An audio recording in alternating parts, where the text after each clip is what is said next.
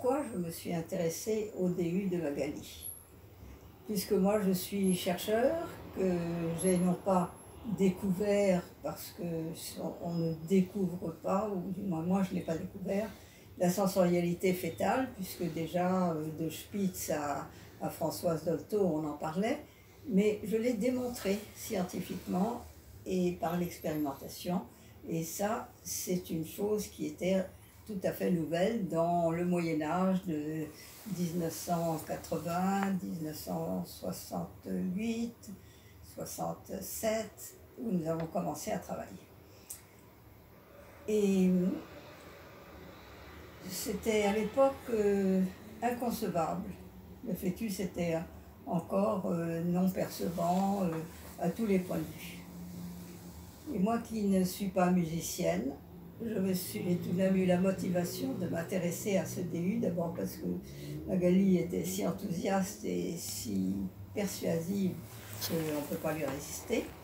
Ensuite parce que je pensais que c'était une bonne manière de faire le point auprès de ceux qui œuvrent vraiment, alors que moi je suis uniquement dans la recherche, et que ça pouvait faire avancer les choses et changer les pratiques qui ont beaucoup de mal à changer alors que nous sommes tous nés et nous n'en avons malheureusement pas beaucoup de souvenirs. Mais il faut toujours essayer. Par quels moyens? Eh bien, on commence par publier en scientifique, mais ça ne concerne que les scientifiques. Ensuite, on publie en généralité, et là on essaye de se faire aussi généraliste que possible. Et là, nous avons fait l'Aube des Sens avec Étienne Herbinet en 1981, qui a eu beaucoup de succès et qui décrivait la sensorialité générale du fœtus par tous les témoignages qu'il contenait. Ensuite est venu le langage des bébés, parce que je me suis rendu compte que ce bébé ou ce fœtus, ils recevaient, mais ils n'émettaient pas. Or, ils ont un langage eux aussi, corporel, sinon vocal. Et ensuite,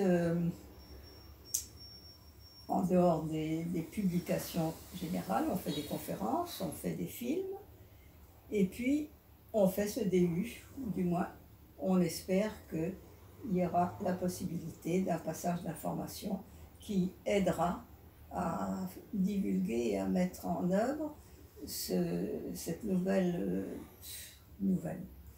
Je dis encore nouvelle alors qu'elle est ancienne maintenant, manière de traiter les bébés. Voilà.